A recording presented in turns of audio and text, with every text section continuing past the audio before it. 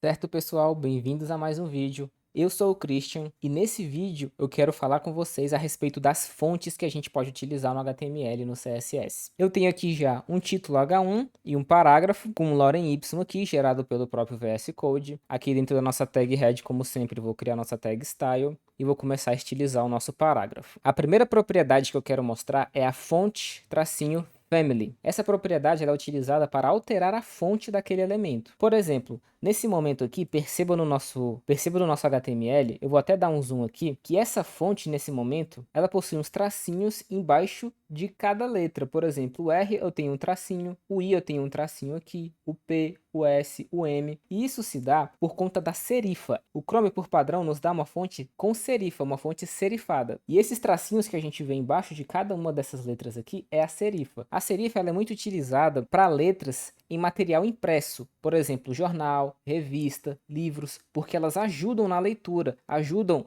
a fazer com que os olhos acompanhem aquela linha e faz com que também ele não se perca na hora de pular uma linha para continuar lendo aquele conteúdo, aquele texto. Já em telas, tanto de celular quanto de computador, essa serifa, se utilizada em fontes pequenas, ela pode, na verdade, dificultar a leitura. E aí, então, a gente deve utilizar fontes sem serifa. Por isso, a maioria das vezes, você vai ver fontes sem serifa serem utilizadas no site. Então, eu vou vir aqui nessa fonte family e vou incluir a palavrinha sans serif. Eu vou salvar e você vai perceber que a fonte agora ela mudou. Isso aconteceu porque através dessa palavra sans serif, eu estou dizendo para o navegador que eu quero uma fonte sem serifa, mas eu não estou especificando qual fonte eu quero. Portanto, vamos analisar que fonte é essa daqui. Eu vou clicar com o botão direito em cima do meu parágrafo, vou vir aqui em inspecionar, vai abrir aqui a minha DevTools. Eu posso vir aqui com o meu P selecionado na minha aba Computed e dar uma olhadinha aqui embaixo e veja aqui ó, que a fonte renderizada ela é a Helvética. Então o próprio navegador, deixa eu dar um zoom para ficar melhor, o próprio navegador escolheu para a gente essa fonte Helvética. Tanto que se eu vier aqui, eu vou copiar essa Helvética, vou vir aqui na fonte Family, vou apagar e vou incluir ela aqui, eu vou salvar e veja que a nossa fonte não mudou. Ela permanece a mesma fonte. A única diferença é que ao invés da gente pedir para o navegador escolher uma fonte para a gente sem serifa, agora a gente está manualmente falando que a gente quer a fonte helvética. Vou fechar essa aba aqui por enquanto, essa minha DevTools. Vou vir aqui novamente na fonte Family, vou apagar e vou dar um Ctrl espaço. Veja que eu tenho diversas opções de fontes que eu posso utilizar e por enquanto eu vou selecionar essa Arial, Helvética e Sans Serif. Vou salvar e teve uma leve mudança aqui na minha fonte, porque agora eu tenho uma Arial. Eu vou remover ela aqui por enquanto e vou salvar e você vai perceber uma leve mudança. Talvez uma mudança bem sutil, porque a Arial e a Helvética são bem parecidas, então são apenas alguns contornos bem suaves que vão ter essa diferença. Vou voltar a Arial para cá, vou salvar novamente, e você vai perceber que agora eu tenho três fontes diferentes. Eu tenho a Arial, eu tenho a Helvética e eu tenho a Sans Serif. O que isso aqui significa é que o navegador primeiro vai tentar encontrar a fonte Arial na máquina do usuário. Lembrando que o usuário ele vai baixar o navegador, seja no telefone dele, seja no computador dele. Então isso que a gente está falando para o navegador procurar no computador do usuário a fonte Arial. Caso o usuário não tenha essa fonte Arial, ele vai procurar a fonte Helvética. Caso o usuário não tenha a fonte Helvética, ele vai procurar por uma fonte que não tenha serifa. A gente utiliza isso daqui para poder ter uma segurança na hora de construir o nosso site, de que mesmo aquelas fontes, se por algum motivo elas não puderem ser carregadas, seja por um erro ou seja pelo usuário não possuir aquela fonte, a gente tem uma segurança de que o navegador vai escolher para a gente uma fonte sem serifa. Bom, e se meu usuário não tiver essa fonte local, mas ainda assim eu quero que ele veja aquela fonte, eu quero que ele use aquela fonte. Daí a gente tem a opção de utilizar uma fonte que venha da internet. E aí vai entrar então o Google Fonts. Eu vou deixar esse site aqui na descrição para você poder acessar. E esse site ele vai possuir diversas fontes aqui que você pode utilizar no seu site. A gente tem a Roboto, que é uma fonte muito utilizada. A gente tem fontes aqui com símbolos japoneses. Então a gente tem uma variedade gigante de fontes aqui. E a fonte que eu quero escolher aqui vai ser, por exemplo, essa Poppins. É uma fonte bastante utilizada também. Para utilizar ela, basta eu clicar aqui.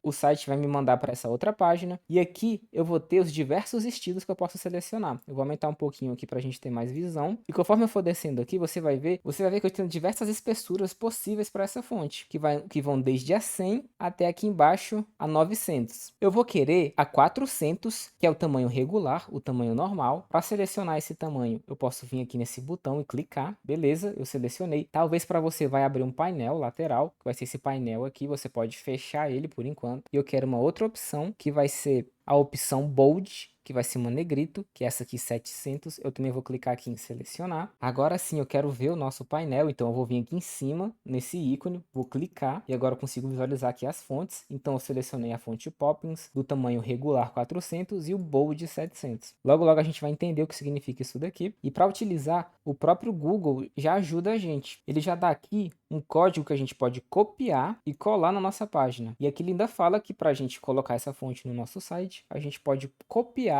e colar esse conteúdo dentro da nossa tag head. Então eu vou vir aqui e vou fazer isso. Eu vou vir aqui dentro da nossa tag head, logo embaixo aqui do nosso título, vou abrir um espacinho e vou colar aqui dentro. Deixa eu dar uma ajustada aqui nos elementos. Deixa eu aumentar um pouquinho aqui também o nosso VS Code para a gente visualizar melhor. E você vai perceber aqui que são tags do tipo link. Essa última tag aqui do tipo link a gente já viu na primeira aula sobre CSS, que a relação dela é de style sheet, ou folhas de estilo. Se você não sabe é porque você provavelmente pulou a aula, então volta lá e dá uma olhadinha para você entender o que essa tag aqui está fazendo. A única diferença é que o href dela, a referência dela, é um site ao invés de uma pasta no nosso computador. Já aqui em cima, a relação é de pre-connect. E a ideia aqui desse pre-connect é basicamente antecipar a conexão entre o nosso navegador e o servidor do Google. Ele vai antecipar essa conexão de modo que quando o nosso usuário precisar dessas fontes, quando o nosso site for precisar dessas fontes, for requisitar elas do servidor, esses recursos eles vão ser obtidos mais rapidamente, porque o nosso navegador já sabe que em algum momento elas vão ser utilizadas, então ele vai fazer uma pré-conexão, ele vai se antecipar a essa conexão. Basicamente é isso que aqui significa. E por fim a gente também tem um atributo href, que vai se apontando aqui para os servidores do Google para buscar essas informações. Bom, então com isso a gente incluiu as fontes no nosso site, mas a gente ainda não está utilizando. Para utilizar, a gente pode copiar exatamente essa informação que o Google nos dá aqui. A gente já tem essa propriedade fonte family.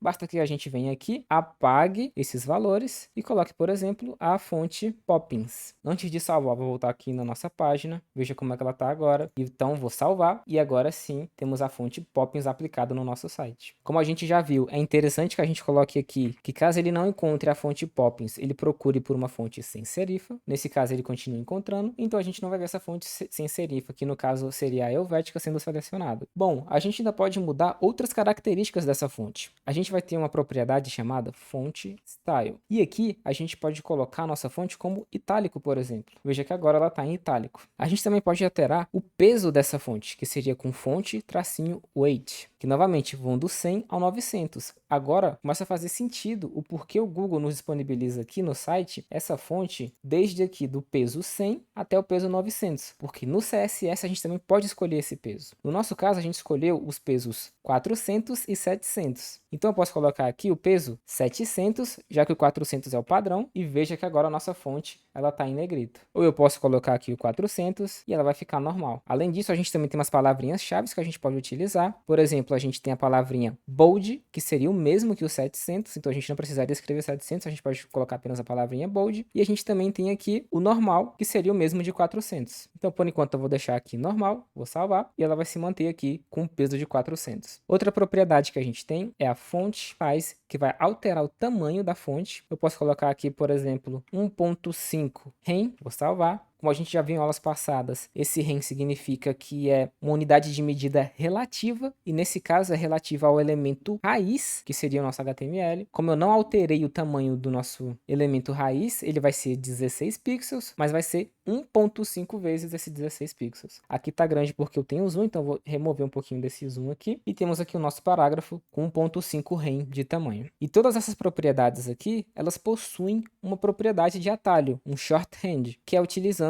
o atributo fonte. Então eu vou digitar fonte. O primeiro valor que eu preciso informar é o style. Então eu posso colocar aqui que eu quero itálico, conforme eu tenho ali em cima. O próximo valor é o peso. Eu vou querer aqui, nesse caso, um bold, ou seja, eu vou querer mudar aqui para a gente conseguir visualizar que essa propriedade realmente está sendo aplicada. Depois eu vou ter o tamanho. Eu vou querer aumentar um pouquinho para 2 rem. E por fim, a família dessa fonte, que vai ser, conforme a gente tem ali em cima, a Poppins. E aqui a gente também pode informar o cenário em que o navegador não encontre a Poppins, para ele aqui escolher uma fonte sem serifa. Vou salvar. E aqui agora a nossa fonte ela aumentou o tamanho e tá bold, ou seja, essa propriedade aqui é que está sendo aplicada agora. E por fim a gente ainda tem como decorar o nosso texto. Aqui embaixo eu vou criar outra propriedade que vai ser a text-decoration. E a gente tem diversas opções. Eu vou começar aqui, por exemplo, com a underline. que é uma bem comum de se ver. Então agora a gente tem uma linha aqui embaixo. Além do underline, a gente tem o overline, que seria uma linha acima da nossa palavra. A gente tem o line through, que seria uma linha através do nosso texto, como se o texto tivesse sido apagado ou removido, né? E além disso, essa text decoration, ela também é uma propriedade shorthand, ela é um atalho. Aqui dentro a gente pode colocar, por exemplo, o tipo dessa decoração. Então a gente tem uma linha que está através do nosso texto, que está em cima do nosso texto, e a gente pode pedir que ela seja dotted, que ela seja pontilhada. Quando eu salvar, você vai ver que agora tem uns pontinhos aqui. Ou a gente pode pedir que ela seja wavy, vai ser como se fosse uma ondulação. A gente não está conseguindo ver muito bem por causa da cor, então a gente também pode vir aqui e trocar a cor. Eu vou pedir aqui um pink, por exemplo. Vou salvar, e agora a gente tem aqui nossa decoração dessa cor. E essa propriedade a gente pode brincar ela de diversas formas, então digamos que eu queira um underline, e ela vai ser atualizada e mostrar aqui o underline pra gente. E por fim, nessa propriedade, a gente também pode trocar a espessura dessa decoração. Digamos que eu queira que essa linha ela tenha 5 pixels de espessura. Quando eu salvar, veja que ela ficou aqui mais espessa, ela ficou maior. Lembrando que aqui você pode fazer a combinação que você quiser, trocando cada um desses valores aqui. Bom, por esse vídeo é isso, pessoal. Eu espero que vocês tenham gostado, que tenha ficado claro como você incluir e alterar as fontes do seu site, sejam elas fontes locais ou fontes que venham da internet, muito provavelmente do Google Fonts. Se vocês gostaram, clique no gostei, deixe um comentário, se inscreva no canal, coloque aí embaixo o que vocês estão achando desses vídeos, se você acha que tem algo que eu posso melhorar. Eu vou ficando por aqui e te vejo na próxima.